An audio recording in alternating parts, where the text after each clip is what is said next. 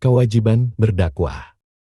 Bismillahirrahmanirrahim. Assalamualaikum warahmatullahi wabarakatuh. Waalaikumsalam warahmatullahi wabarakatuh. Amin ya rabbal alamin. Alhamdulillah, memang setiap imam itu memang diwajibkan untuk berdakwah. Diwajibkan berdakwah istilahnya, katakan walaupun satu ayat istilahnya, itu yang paling terkecil. Tetapi yang namanya dakwah itu kan juga banyak hal yang harus diceritakan ya, tentang masalah dakwah itu ya, ada isinya tentang aplikasi atau perintah, kemudian ada larangan, ada hukum-hukum di situ bisa didakwahkan, ada nasihat-nasihat, juga akhlak di situ masuk dalam kategori dakwah ya. Yang jelas dakwah itu kalau bagi orang Islam adalah bersumber kepada Allah sebenarnya ya, bersumber kepada Allah, yaitu fokusnya pada Quran dan juga sunnah Rasul. Nah, bagi setiap orang Islam laki-laki itu dia akan mendakwai dirinya sendiri, bukan berarti mendakwai diri sendiri itu terus berdiri depan kaca terus ngomong terus ya, bukan. Gimana itu anunya Pak? Depan cermin mendakwai diri sendiri. Nah, itu berjalan bukan begitu maksudnya. Mendakwai diri sendiri itu adalah pengetahuan agama yang kita ketahui, yang diizinkan oleh Allah Ta'ala kita ketahui, kita hafal, itu kita kerjakan. Istilahnya perintah sholat ya kita kerjakan, perintah puasa ya kita kerjakan. Istilahnya belajar yang paling bagus adalah belajar tentang Quran ya, coba kita kerjakan, kan seperti itu ya. Kemudian kaji-kajian dari ustadz-ustadz yang baik ya kita mendengarkan, kita catat, kemudian kita kerjakan dari nasihat-nasihat beliau. Nah, itu namanya berdakwah untuk diri sendiri, kita kerjakan semuanya, itu akan menjadi amaliyah. Nah, kalau seseorang Islam sudah mengerjakan dari ilmu-ilmu agama yang dititipkan oleh Allah Ta'ala, nah itu nanti sedikit demi sedikit itu Allah memberikan hidayah, petunjuk lebih banyak lagi, dan petunjuk itu akan harus kita kerjakan terus menerus, sehingga mudah-mudahan dari petunjuk-petunjuk itulah nanti Allah akan memberikan rahmatnya kepada kita, dan itu tetap harus kita lakukan terus menerus. Dan perjuangannya macam-macam. Nanti di tengah perjalanan, umpamanya kamu untuk mendakwai diri sendiri itu tengah perjalanan itu enggak terus enak kayak orang masuk sekolah, dia belajar di kelas, kemudian sampai pulang belajar biasa aja, nggak ada ujian. Enggak.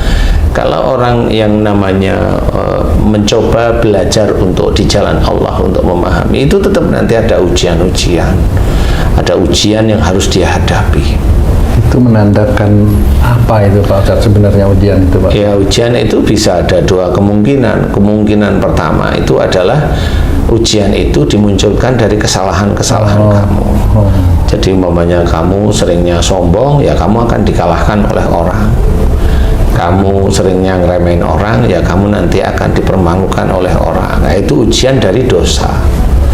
Nah, cuma orang Muslim, orang Islam itu kan tidak pernah dia itu evaluasi kalau dia itu ada ujian, itu dikiranya ujian itulah dia yang prosesnya itu yang dia yang benar.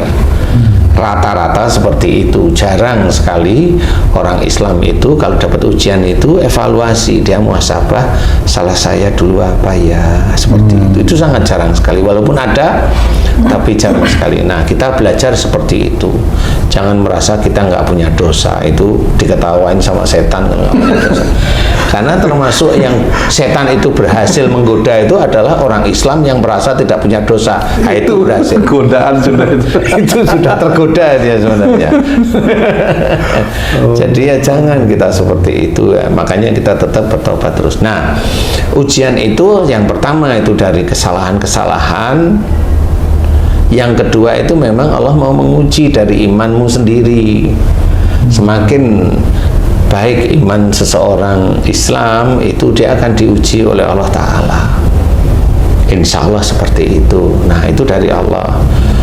bukan dari kesalahan atau dosa. Nah, ujian itu pasti akan dialami oleh semua orang Islam maupun yang bukan Islam pun dia akan mengalami ujian.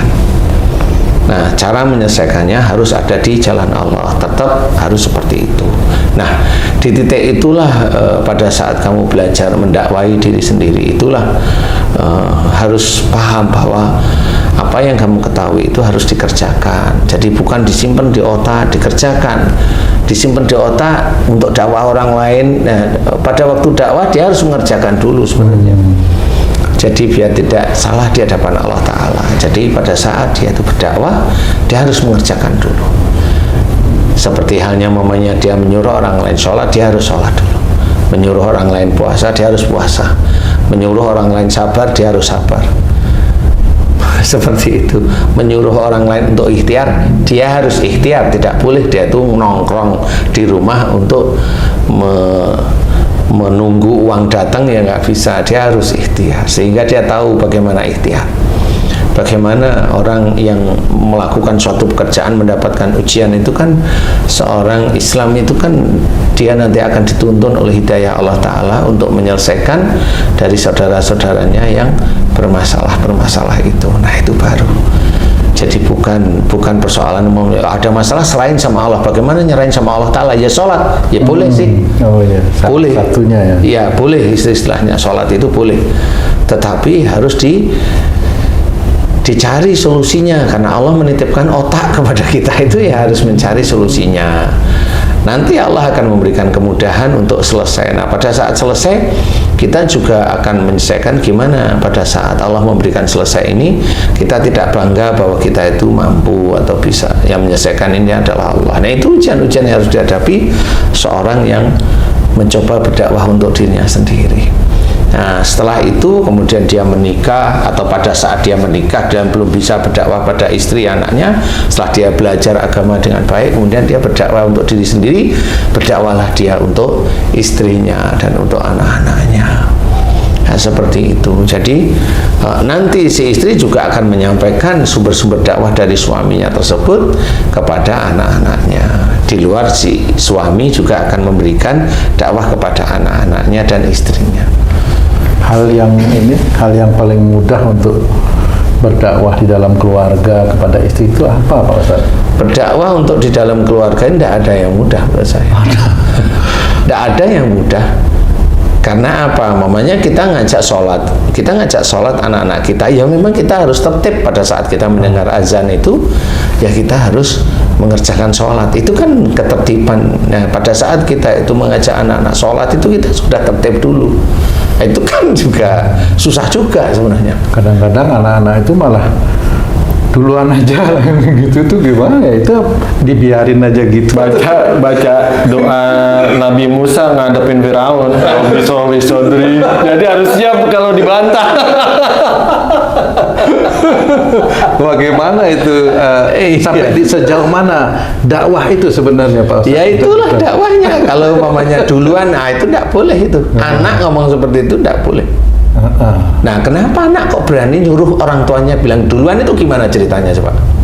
Ya itu. Loh, kok ya itu ya, kamu harus mikir. Ada kesibukan lah, apalah anak itu kan gitu. Sesibuknya anak itu kok berani bilang, diajak baik itu bilang duluan aja, Pak umpamanya. Kok berani gitu loh. Karena kesibukannya kali ya, Mas Ad ya. sampai bilang begitu. Iyalah, kalau dilihat kan masih ngerjain ini itu duluan aja gitu misalnya. Ya itu namanya bukan. Sebenarnya sibuk itu apa sih sebenarnya? Hanya 5 menit itu sibuk apa sebenarnya? Berarti maksudnya diberikan pemahaman lagi sebenarnya yang lebih penting itu sholatnya daripada kesibukan gitu, Pak. Iya, di luar itu kan banyak ya. Kan tadi kan kalau yang tadi saya tanya itu, kenapa anak itu kok bisa bilang begitu? Kan hanya sibuk. Sibuk itu sebenarnya bisa ditinggalkan kok. Kecuali mandi lah, kan beda. Iya. Amin, mandi kan memang harus diselesaikan, harus nunggu ya. Nah, pada saat dia itu tidak melakukan sesuatu, hanya melakukan sesuatu hal yang itu tidak harus, istilahnya bisa berhenti di 5 menit 10 menit itu kan tidak harus ngomong ya udah duluan ya atau duluan Pak. Sebenarnya persoalannya bukan sibuknya. Kalau saya, loh kok anak kok berani bilang seperti itu gimana? Berarti turun dari sifat orang tuanya. Lah iya. Orang tuanya dari orang tuanya lagi gitu. Jangan Terus. Enggak sih, enggak. Berarti Karena kan gitu ya. dulu orang tuanya Itu dia begitu juga sama orang tuanya. benar ya. Karena kurang ada rasa. Ini belum selesai nih. Iya. Karena si orang tua anak tadi dulu nggak ada rasa hormatnya dengan orang tua. Nah, tidak ada rasa hormat inilah menuju ke anak. Bentukannya seperti itu. Pasti jawab, sholat dulu aja ya. Nah, padahal dia tinggal 5 menit, 10 menit itu bisa. Kenapa dia berani nyuruh seperti itu?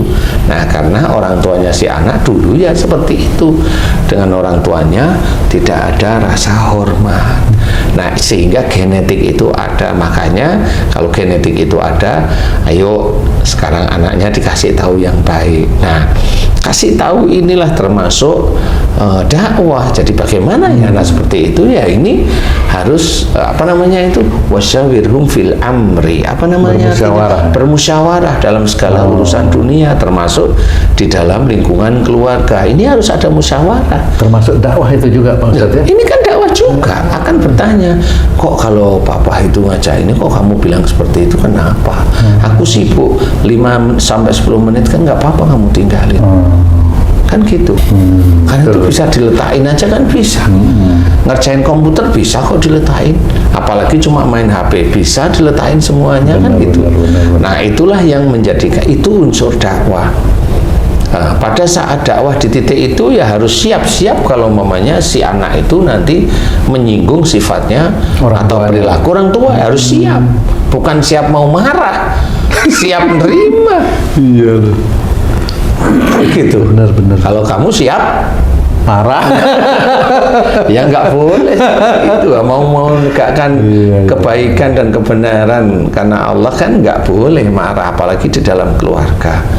Kan seperti itu, baik itu dengan anak maupun dengan istri, apalagi dengan orang tua kita. Nah, ini nggak boleh seperti itu. Jadi berikan penjelasan-penjelasan yang baik.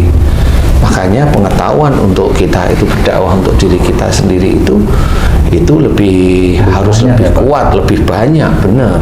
Sehingga pada saat kita itu diizinkan oleh Allah Ta'ala waktunya untuk berdakwah itu, kita mampu memberikan solusi-solusi.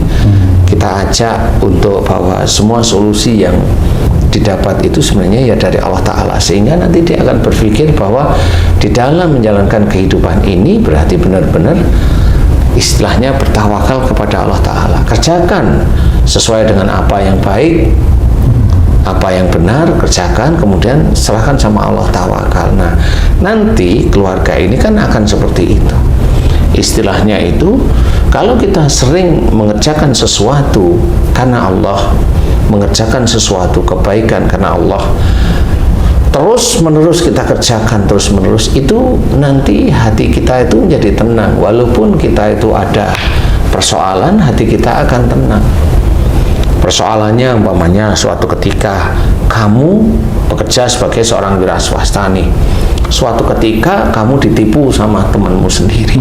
Tapi kalau kamu serahkan semuanya itu kepada Allah Ta'ala, temanmu yang nipu itu bisa menjadikan kamu santai. Kenapa? Jawaban banyak di titik itu. Satu, siapa tahu dulu kamu pernah menipu orang lain. Dua, kamu sering ngambil hartanya orang lain. Ketiga, bisa aja Allah mencoba menguji imanmu, yaitu kamu ditipu oleh temanmu. Nah, di titik-titik seperti itu bagaimana kamu menyelesaikan? Bagaimana kamu tawakal kepada Allah Ta'ala? Padahal kamu kan pura-puranya mencari rezeki kan juga untuk fee-nya ya, untuk finansialnya. Nah, juga itu ya. Nah, kan bener kan? Nah, tapi kalau kamu sudah memahami titik itu, kamu bisa berpikir, kalau memang saya hubungi sudah nggak bisa, selesai nih, berarti memang dia menipu saya.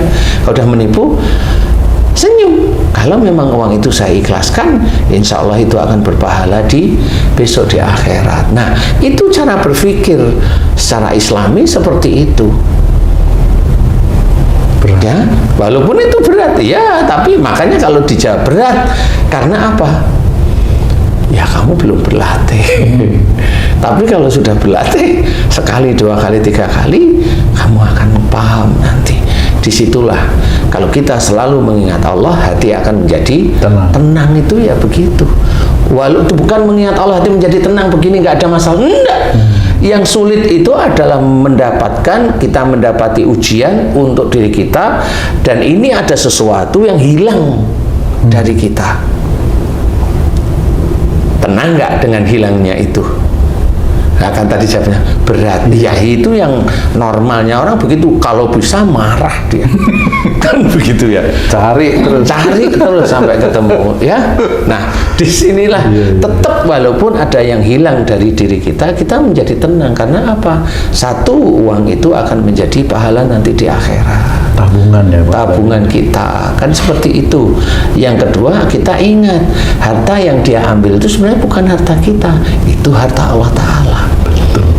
Tahu bahwa yang kita cari itu hanya ikhtiarnya, bukan hasilnya. Kalau orang itu berpikir tentang hasil, orang itu akan gila dia berpikir tentang hasil. Tapi yang kita kerjakan, yang kita cari itu adalah tawakal kepada Allah Ta'ala, bukan hasil. Jadi apa yang kita kerjakan, ikhtiarnya itu ikhtiar berdasarkan Allah, ikhtiar yang lillahi ta'ala terus menerus. Ya nanti lama-lama tahu. Jadi pada saat kamu itu ditipu sama temenmu, kamu tersenyum. Cerita kamu ditipu tapi kamu nggak marah, sini enggak, biasa saja. Ingat namanya ya nggak marah gitu. Itu bagian dari dakwah, mendakwahi diri sendiri Pak. Itu yang belajar mendakwahi diri kita. Nanti suatu ketika kalau ketemu dengan orang yang seperti itu, kita bisa ngomong, kamu yang sabar ya. Itu mirip dengan apa yang kita lalui. Jadi kalau dia hanya cuma bisa ngomong, ya itu hanya di mulut aja. Dia belum tahu yang namanya kesabaran, belum tahu. Tapi tekstual kesabaran hebat. Kan gitu, kan? belum mengalami, mempraktekkan belum ada. Jadi yang namanya sabar gimana? Dia secara tekstual bisa sabar itu begini begitu, pokoknya pinter wae.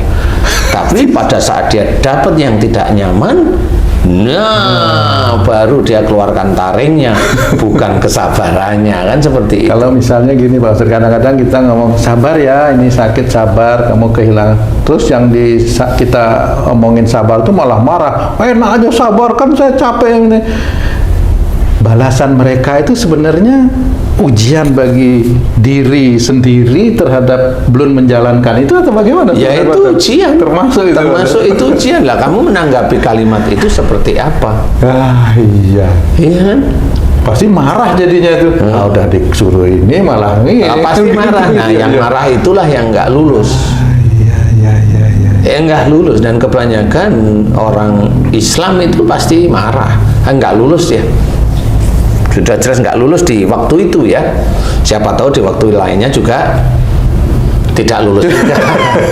Ya lulus lah, mudah-mudahan. Kan biasanya kan tahu, oh kok saya begitu ya, akhirnya kan nanti tahu. Dia belajar. Nah sama seperti perilaku Rasulullah kan seperti itu. Dihina, diejek, dilempar batu, seperti itu ya beliau tetap santai aja. Gak maki-maki mereka, tidak. Nah itulah yang harus kita contoh. Itu yang namanya berdakwah dengan akhlak kita sendiri. Nah, nanti dengan istri juga seperti itu. Kalau momennya tiba-tiba istrimu marah, ya kasih tahu yang baik. Kamu marah kenapa? Kan gitu. Gitu. Ya kamu harus siap nanti kalimatnya itu yang keluar itu. Berikutnya ya harus siap. Bukan siap marah, siap menerima keadaannya seperti itu. Nah kalau kamu itu nggak siap menerima itu, ya nggak akan bisa kamu mendakwai keluarganya. Bisa hanya memerintah, bukan berdakwah. Kan seperti itu. Nah inilah yang sulit. Dakwah untuk diri kita itu suatu kewajiban kalau kita ya. Bagi kita yang Islam, dakwah untuk keluarga kita itu juga kewajiban bagi diri kita. Tapi dakwah dengan jamaah yang datang itu tidak wajib, itu termasuk fardu kifayah itu. Tapi yang fardu ain itu ya untuk diri kita sama keluarga kita. Ustaz, berdakwah pada diri kita sendiri, apakah suatu dialog kita dengan hati kita, Ustaz? Ya enggak, itu namanya nanti kalau ada ilmu di sini ngomong sama ilmunya nanti. Bukan gitu ya Pak? Bukan. Jadi contohnya mungkin seperti ini Ustaz, saat kita marah, setelah marah dengan anak misalkan karena menyuruh suatu ibadah nggak dilaksanakan gitu kan, kita bicara di hati kita, kenapa harus marah ya tadi gitu kan, padahal cukup disampaikan masalah hidayah itu datangnya dari Allah. Apakah dialog seperti itu di hati? Ya, itu namanya berpikir, bukan dialog dengan hati. Memang bunyi itu artinya sih. Itu bukan dialog, itu berpikir namanya. Ya, berpikir kemudian mengambil dalil-dalil pada saat dakwah kan seperti itu. Mengambil dalil-dalil dari Quran. Kalau kayak AJJ tadi ya dari Quran ya boleh dibilangkan baik untuk diri sendiri maupun kepada anak atau sama istri boleh, silahkan. Tapi intinya adalah itu kalau saya namakan bukan dialog, itu berpikir aja, karena kita sudah mengetahui bahwa di dalam tuntunan kita dalilnya seperti ini kan udah tahu, sehingga itu berpikir oh iya ya harusnya, oh ya seperti ini, oh ya harusnya saya seperti ini. Dah seperti itu bukan dialog tapi berpikir sehingga menemukan sesuatu yang baik istilahnya akhirnya. Insya Allah seperti itu. Jadi berdakwah untuk diri sendiri memang itu juga harus kita cari. Makanya pada saat kita itu belajar juga harus belajar yang baik. Cari guru-guru yang baik. Guru-guru yang baik benar-benar memberikan Quran dan Sunnah itu jelas, sangat jelas. Dan belajar juga untuk hormat kepada saudara-saudara kita yang lain yang berbeda ya. Berbeda itu bukan berarti Rasulullah tidak mengerjakan ya. Berbeda itu ya bisa aja Rasulullah mengerjakan, cuma kita kerjakan yang satu, yang lainnya bisa dikerjakan, yang lain jadi kita tidak perlu menyalahkan. Kita kerjakan yang kita kerjakan, yang harus kita ketahui yang kita kerjakan. Kalau memang itu dilarang ya kita tidak perlu. Dan kalau ada saudara kita melakukan sesuatu hal yang salah, ya kita nasihati. Kalau nggak bisa ya sudah diam aja, kan seperti itu.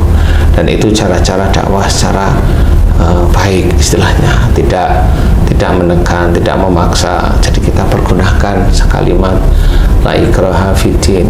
Jadi tidak ada paksaan dalam agama Islam, itu harus kita pakai.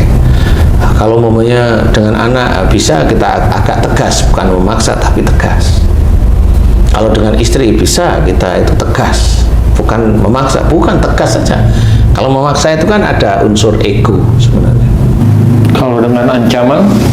Ancamannya gimana tergantung. Kalau tidak nurut nggak dikasih uang jajan gitu misalnya. Kalau itu di dalam pikiran dan hatinya HJJ itu belajar boleh. Oh, gitu. Boleh kalau itu belajar, jadi udah tahu nih aku harus mancing nih kan gitu. Boleh istilahnya, itu belajar aja, bukan ancaman. Kalau itu mah bukan ancaman, itu enak itu. itu iming-iming. Seminggu nggak dikasih jajan udah anjing. Iya, kan dulu kan kalau anak-anak kecil itu, anak-anak kita masih kecil itu kan nanti kalau puasa dikasih hadiah, uang. Nah itu kan dia puasa 1 hari, pada waktu awal pas puasa 1 hari kan nangis-nangis pasti. Kasihlah uang itu dulu gitu. Jadi kan hatinya tenang dulu sementara, walaupun dia fokusnya uang, ya tidak ada masalah, memang dia belum akil balik, tetapi itu untuk belajar aja. Tahun berikutnya dia udah nggak nangis-nangis, terbiasa. Tahun berikutnya nanti dia hanya ngingetin, Pak nanti ngasih hadiah kan, insya Allah itu pasti ada. Dan nanti kalau tahun berikutnya lah sudah, dia nggak mikir, paling hadiahnya tambah ya Pak gitu. Namanya anak-anak gitu. Padahal itu untuk kepentingan dirinya ya. Iya. Untuk tabungan dia sendiri ditabung ya. Nah itu kan nanti akan belajar. Jadi boleh jadi istilahnya berdakwah. Kalau itu bukan menipu, enggak, itu mengajari aja cara. Memberi hadiah juga memang dianjurkan kan? Iya, memang itu dianjurkan. Jadi istilahnya boleh-boleh saja istilahnya. Jadi monggo silahkan tipenya bagaimana. Nah kalau untuk berdakwah untuk diri sendiri ya, untuk keluarga ya itu wajib. Nah Ustaz, kalau kita berdakwah pada orang lain ataupun pada keluarga Ustaz, kan tadi Ustaz bilang kalau kita belum melaksanakan jangan gitu kan, jangan menyampaikan.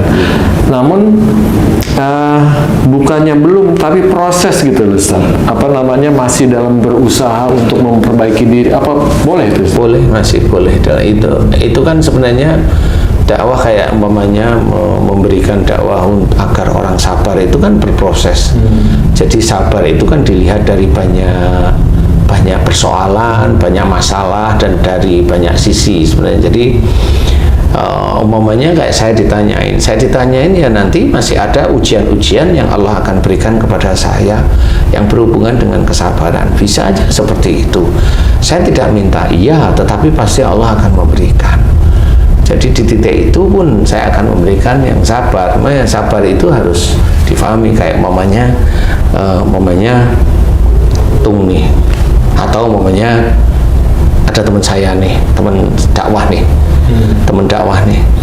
sama-sama di grup dakwah. Kemudian dia diminta oleh orang yang punya travel untuk membawa jamaah umroh ke Makkah Al-Mukarramah sama ke Madinah ya. Setelah selesai nih pulang, haknya tidak diberikan kepada teman saya nih. Teman saya tak cerita ke saya masalah yang seperti itu. Saya insya Allah paham, itu cara Allah menguji. Menguji beliau aja. Menguji beliau apakah yang namanya berikhtiar itu harus mendapatkan uang. Itu diuji dari sisi situ. Nah, dengan seperti itu biar hatinya tidak penuh dengan nafsu. Kalau yang dicari ikhtiar di dunia itu tidak sepenuhnya itu hasilnya dengan uang. Tapi kalau memang yang dilakukan beliau itu ikhlas semata-mata karena Allah Ta'ala, kemudian haknya tidak diberikan oleh si travel umroh tadi, beliau belajar sabar. Saya berikan sabar ya Ustadz. Saya hanya bilang begitu. Belajar, ya saya belajar. Saya masih belajar karena saya kan masih membutuhkan uang itu gitu ya. Saya bilang ya sabar, seperti itu ya, nggak gimana, karena ini kan masih belum besar. Berapa sih membawa umroh ke sini, tapi menurut beliau itu besar. Tapi bagi yang punya travel umroh itu dosa itu dosa karena haknya. Tapi orang travel umroh karena dia seorang Islam, dia tetap ngeles. Orang Islam ngeles gimana Ustaz? Kan dia orang Islam nih, dia mencoba ngeles nih. Ngelesnya gimana? Ngelesnya dengan kalimat seperti ini nih. Ustadz, itu kenapa saya tidak memberikan? Karena fee-nya Ustadz itu adalah untuk biaya Ustadz juga berangkat ke sana, ke sini, nginep di hotel, ini. Nah, tetap itu tidak boleh. Karena dia yang punya travel umroh ini yang dinamakan dia pada saat akad janji dia tidak menyertakan itu. Jadi setelah itu tidak dibilang, dia ngelesnya ngomong seperti itu. Ya teman saya kan nggak bisa apa-apa akhirnya. Saya hanya cuma bilang sabar Ustaz. Kan tahu bahwa sebenarnya ada juga saudara kita yang muslim yang hatinya yang busuk seperti itu. Ya itu tidak boleh seperti itu. Kemungkinan Ustadz tadi itu dapat rezeki dari arah yang lain, bisa jadi Ustadz kalau dia sabar. Ya, nah ini sebenarnya. Jadi itu cara Allah menguji aja. Jadi kalau beliau sabar, beliau istiqomah dengan kesabaran, kemudian beliau ikhtiar lagi dengan seperti itu, bisa aja nanti rezekinya itu diambilkan oleh Allah Ta'ala dari sisi-sisi yang lain atau orang lain seperti itu. Nah, inilah salah satu, kalaupun saya itu mengucapkan sabar ya Ustadz, itu juga saya harus mengerjakan. Saya pernah mengalami seperti itu. Istilahnya nggak dibayar pun ya saya harus senyum-senyum aja. Ditipu pun harus senyum-senyum saja. Seperti itu. Jadi seorang yang dia belum bisa berkata sabar jika dia belum memahami arti sabar yang mengenai dirinya itu bagaimana. Dia harus mendapatkan ujian dulu, baru dia belajar untuk bilang sabar kepada orang lain. Kayak kamu tuh bilang sama istrimu, kamu yang sabar. Kamu harus ngalamin dulu kesabaran. Itu memaksa diri kita harus sabar. Iya, jangan lu saya pernah sabar Ustaz. Sabar gimana? Lu saya pernah ditolak wanita, saya sabar. Lu bukan nyangit tuh. Seperti itu ya. Enggak, kalau itu mah ya, jadi harus belajar. Jadi mendakwahi diri sendiri itu sulit, mendakwahi ke keluarga kita juga sulit. Sama seperti kalau anak diajak sholat, dia bilang sholat dulu. Nah ini anak bilang begitu, menurut saya ini anak sudah tidak punya adab menurut saya. Menurut saya loh ya, loh kok berani bilang seperti itu? Kecuali anak itu bilang, ya aku nanti sholat sama istriku, boleh, nggak ada masalah itu. Istrimu kemana? Umpamanya ini satu rumah nih, lagi mandi, oke, ayah sholat dulu, boleh. Kan beda nih. Tapi dia mau apa? Dia sibuk dengan mana nih? Saya mau sholat dengan kerjaanku, kan gitu, kan lucu kan gitu ya. Jadi itu. Jadi intinya makanya seperti itu harus dididik semuanya. Makanya anak yang seperti itu bukan berarti oh itu anak saya soleh. Masa seperti itu dibilang soleh? Kan itu berarti menutup pandangan ayahnya. Oh, enggak boleh, itu harus dididik tetepan. Kalau itu wujudnya doa, dia sudah dewasa. Jadi dia harus dididik. Kecuali kalau itu anak kecil masih ya, jangan berkata begitu ya nak soleh. Nah itu masih boleh karena masih kecil, masih doa-doa orang tua itu masih di lingkupnya anak-anak kita yang masih kecil, masih punya anak kecil ya. Kecuali kalau Haji C pengen punya anak kecil lagi, ya monggo silahkan. Gimana caranya? Atau tuh saya nggak ngomong kali ini karena tuh nggak perlu disuruh aja seperti ya gitu. Insya Allah kurang lebihnya seperti itu. Dakwah yang wajib adalah untuk diri kita, istiqomah dikerjakan dan belajar terus menerus, Nah, disitulah mulai hidayah diberikan oleh Allah Ta'ala. Kalau hidayah itu betul-betul semuanya dirangkum kemudian dikerjakan setiap harinya, mudah-mudahan kita bisa menjadikan dakwah juga kepada keluarga kita, sehingga keluarga kita itu menjadi keluarga yang penuh hidayah nanti. Nah dari titik itulah mudah-mudahan itu menjadi yang keluarga sakinah mawaddah warahmah. Insyaallah ya. Wallahu a'lam. Alhamdulillah, terima kasih banyak Pak Ustadz penjelasannya. Para pemirsa dan sahabat beriman dimanapun berada, demikian tadi penjelasan dari guru kita Pak Ustadz Danu, bagaimana pentingnya dakwah dan mendakwahi diri kita sendiri. Banyak sekali analisa-analisa dan contoh-contoh yang telah beliau sampaikan. Mudah-mudahan tayangan video kami kali ini bisa sangat berguna untuk meningkatkan keimanan dan ketakwaan kita kepada Allah Subhanahu wa Ta'ala. Amin ya rabbal alamin. Saya Tung pamit diri, sampai jumpa di video kami yang lain. Wassalamualaikum warahmatullahi wabarakatuh. Waalaikumsalam warahmatullahi wabarakatuh.